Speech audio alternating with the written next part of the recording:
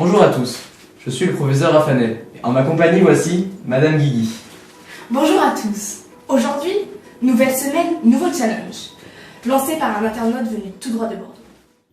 Bon, donc voilà, les amis viennent manger à la maison. Cependant, ils sont végétariens et acceptent de manger ou de boire seulement des produits à base de fruits ou de légumes. Je vous mets au défi de réaliser un cocktail alcoolisé à étage avec les légumes de votre choix. Je compte sur vous pour m'aider à les surprendre. Nous remercions évidemment cet internaute de nous avoir posé cette question et nous prouverons, à l'aide de plusieurs expériences et d'une série de plusieurs explications, comment réaliser ce fameux cocktail. Tout d'abord, professeur Roger, est-il possible de réaliser de l'alcool à base de légumes? Il est possible de réaliser la fermentation alcoolique. La fermentation alcoolique est un mécanisme permettant la production de dioxyde de carbone et d'éthanol à partir de glucose grâce à de la levure boulangère. L'équation de cette réaction s'écrit donc C6H12O6 donne 2CO2 plus 2C2H6O. La première étape de la fermentation alcoolique est celle de la glycolyse. Avec de la levure boulangère, la voie empruntée est celle de Emden-Meyerhof-Parnasse. Cette voie permet la transformation d'une molécule de déglucose en 2 molécules de pyruvate. On assiste ensuite à la conversion des molécules de pyruvate en acétaldéhyde grâce à une enzyme appelée pyruvate décarboxylase.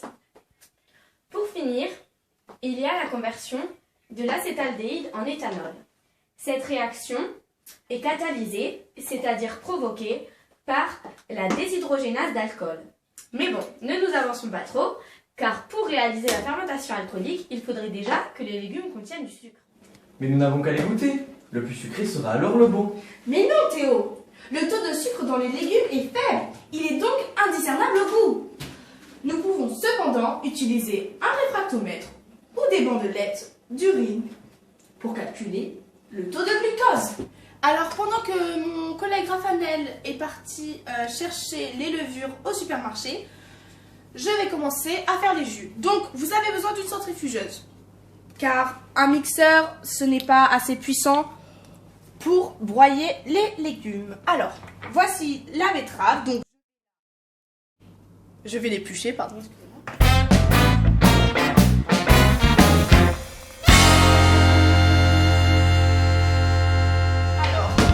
La centrifugeuse. Ensuite, nous mettons les légumes, c'est-à-dire là les betteraves. Donc comme ceci. Voilà, voilà. Nous appuyons et nous le mettons à 2. Donc nous récupérons le jus qui est à l'intérieur. Voilà. Nous allons le mettre dans un verre. Pour finir, nous utiliserons la centrifugeuse, encore une fois, afin de créer des jus avec ces légumes ici présents. L'émission est trop courte pour vous montrer toutes les images, donc voilà. Donc on récupérera les jus et nous les utiliserons pour le réfractomètre afin de calculer le taux de sucre. Nous avons effectué les mesures grâce à un réfractomètre, qui est un appareil permettant de calculer la densité en Brix d'un liquide en fonction de son indice de réfraction. Malheureusement, nous n'avons pas pu nous filmer l'utilisant car la production est contre l'utilisation de cette technique. Nous mettons donc une photo du professeur Roger utilisant un réfractomètre lors d'expériences précédentes. Le principe de la mesure repose sur la détermination de l'angle limite de réfraction entre 2 liquides, l'un dont on connaît l'indice et l'autre d'indice inconnu du liquide étudié. Avec cet instrument, on trouve la densité en échelle de Brix. Cette échelle sert à mesurer en degrés Brix, d'où son nom, la teneur en sucre d'un liquide, c'est-à-dire son pourcentage de matière. Donc suite aux expériences du réfractomètre, nous avons pu trouver les 3 jus les plus sucrés qui sont la carotte, la betterave et le brocoli. Pour effectuer une fermentation alcoolique, la pratique doit se faire dans un milieu anaérobie. Cependant, la maison de l'internaute n'est pas équipée pour cette pratique. Donc, le professeur Raphanel ira dans le lycée Sud-Médoc dans leur laboratoire pour effectuer la fermentation dans les bonnes conditions. Dans cette expérience, nous avons prélevé dans 3 Erlenmeyer environ 100 ml de chaque liquide. Dans ces 3 liquides, nous avons déposé 2 grammes de levure boulangère.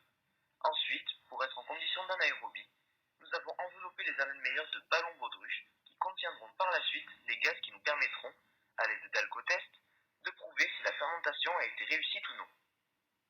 Au final, cette expérience s'est avérée être une réussite car les alcotests se sont colorés en vert. Mais, professeur Roger, comment est-ce possible que ces légumes possèdent du sucre? Ce ne sont pas les fruits normalement? La photosynthèse, c'est la synthèse de matières organiques, notamment des sucres, à partir de l'eau puisée dans le sol par les racines et du dioxyde de carbone capté dans l'air par les feuilles.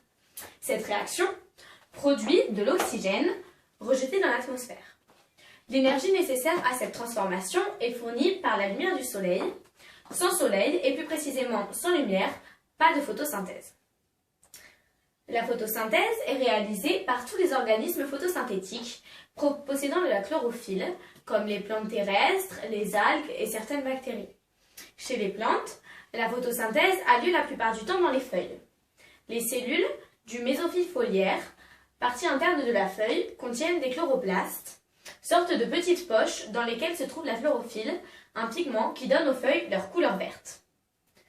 Tous les végétaux possédant une partie chlorophyllienne sont donc capables de produire leur propre matière grâce à la réaction photosynthétique et donc de générer des glucides qui circulent dans la sève élaborée et sont ensuite stockés dans différents organes de la plante. L'équation de la réaction est la suivante. 6CO2 plus 6H2O donne C6H2O6 plus 6O2. Tout s'explique. La partie légumes est terminée. Maintenant, nous passerons à la réalisation elle-même du cocktail, qui sera bien évidemment à étage. Pour ça, nous utiliserons le phénomène de densité. Mais nous devons commencer par la calculer. Comment faire? Je sais. Nous pouvons laisser tomber dans chaque liquide un caillou. Le premier qui aura touché le fond aura traversé le liquide le moins dense. Mais nous pourrons aussi comparer la propagation des ondes sismiques, car elles se propagent plus rapidement dans un milieu plus dense. Du calme les petits génies, vous mélangez tout. Il existe des méthodes bien plus simples de calculer une densité, comme par exemple par le calcul. En effet, la densité est égale à la masse volumique de la solution sur la masse volumique de l'eau. La masse volumique, quant à elle, est très simple à calculer. En effet, elle est nommée ρ et correspond à la masse en grammes sur le volume en millilitres de la solution. Je comprends. Si nous calculions la masse de 25 millilitres de chaque jus. Bonne idée! Alors allons-y!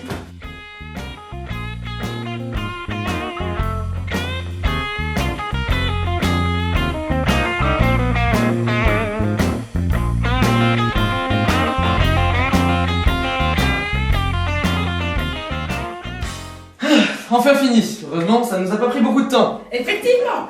Bon alors, on récapitule. Le brocoli est donc le plus dense. Ensuite, nous avons la betterave qui le suit, puis la carotte, la moins dense. Ensuite, Raphaël. que fait-on? Ensuite, tout simplement, il ne reste plus qu'à les verser les uns sur les autres. Et le tour est joué! Hélas, non, il faut être très minutieux en versant les jus. Sachant que vos densités ne diffèrent pas de beaucoup, il faudra peut-être également utiliser des additifs pour faire varier les densités des jus et leur permettre de ne pas se mélanger. Donc, tout d'abord, rincez cette pipette. D'accord. Nous voilà fin prêt pour la réalisation du cocktail. Donc, nous allons mettre tout d'abord le liquide le plus dense, soit... Le brocoli. Exact.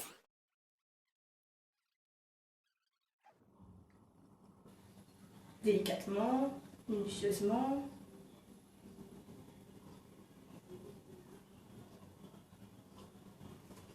Encore. Ah, j'espère que ça ne sera pas un échec.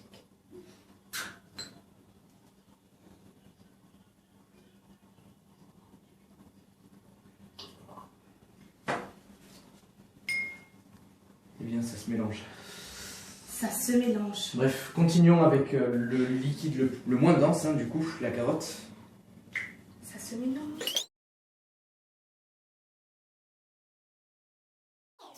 Pourquoi la betterave passe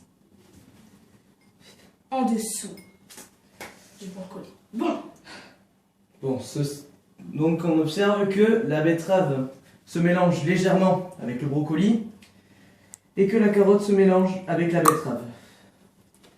Donc, c'est un échec. J'abandonne. Ce défi est bien trop compliqué. à moins que... À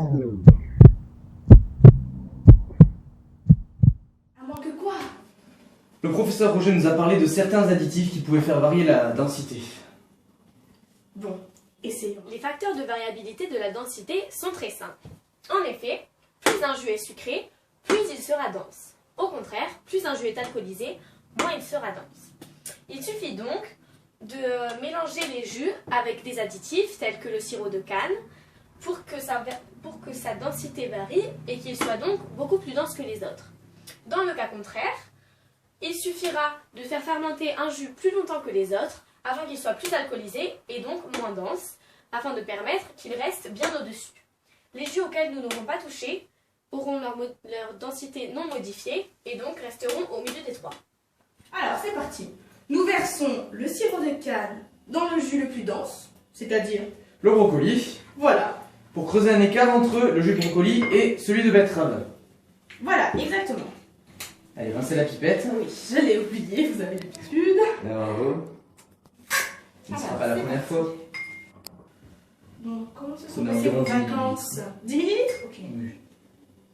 Vous n'avez pas répondu à ma question. C'est-à-dire... Vos vacances? Oh bien, ma foi. Ah ouais. Mais bon, Vous n'avez pas trop bronzé, hein? c'est-à-dire les vacances au ski, c'est pas très beau. Dommage. Donc, ensuite, Mais on rince. on rince, effectivement. Vous allez encore l'oublier. C'est parti pour le brocoli. Non.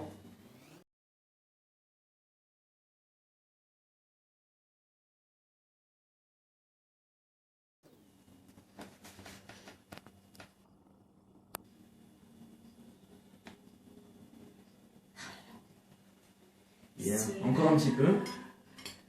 Ça m'a totalement l'air de marcher, madame. Marcher? Oui. C'est fantastique. Les deux liquides Doucement. ne se mélangent pas. C'est parfait. On a réussi, ça ne se mélange pas. On a réussi. On a réussi. C'est bien, c'est parfait. Écoutez, on observe bien effectivement que le liquide le plus dense, soit le brocoli, ne se mélange pas du tout avec la betterave. On a réussi. C'est grandiose. C'est magnifique. Bon, maintenant place à la carotte. Espérons que ça marche.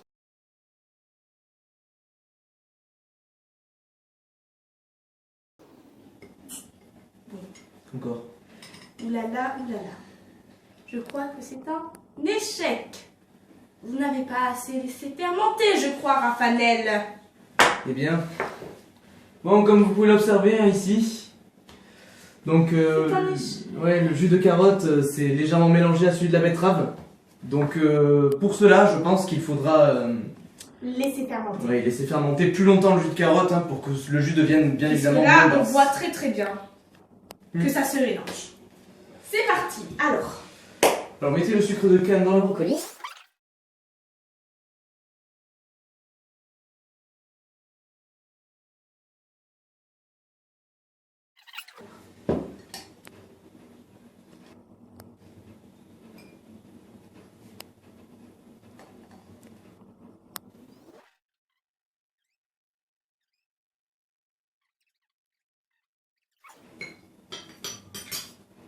la carotte Et la carotte en dernier. est bien alcoolisée.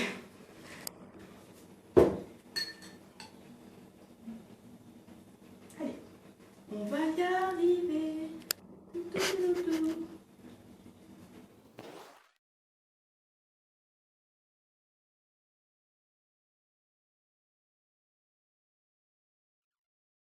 Après avoir déposé le jus au frais pendant 5 minutes, il est enfin prêt et les couches sont vraiment visibles.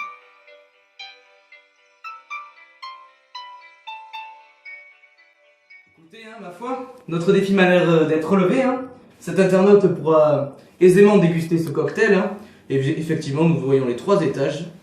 Avec une petite touche d'alcool. Exactement. Allez, à la prochaine. À la prochaine.